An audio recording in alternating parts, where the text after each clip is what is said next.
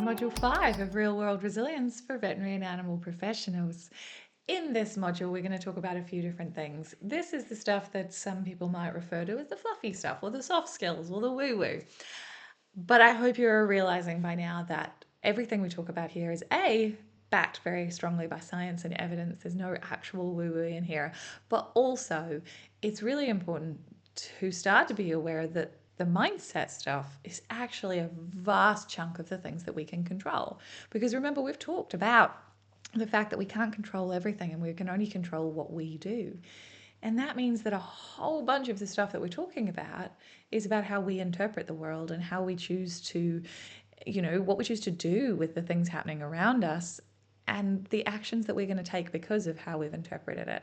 So actually, it turns out that mindset is the hard stuff. Everybody thinks it's the soft, fluffy stuff.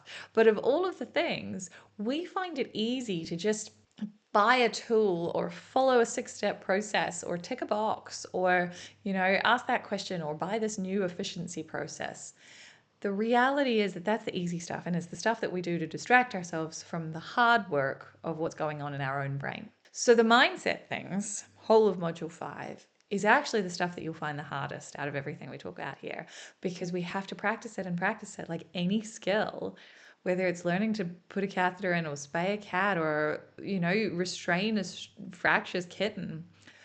These are the things that we can only learn by doing it lots of times. And the mindset stuff is also the same. You can only get better at it by practicing it, but we have no one to hold us accountable for that practice or to validate us for when we actually hit a milestone, which makes it much, much more difficult. So that is our challenge, is to sit in the truth that this stuff's hard, this is exhausting, and you're not going to get many pats on the back for doing it better.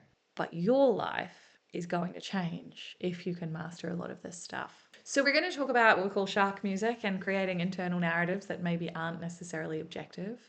We're going to talk assuming other people have good intentions. That's a tricky one, I know it.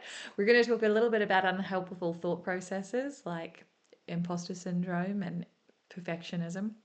And we're going to talk about the choices that are available to us and the things that we can do and the things that we can control and how we apply them in the real world. I look forward to the journey with you.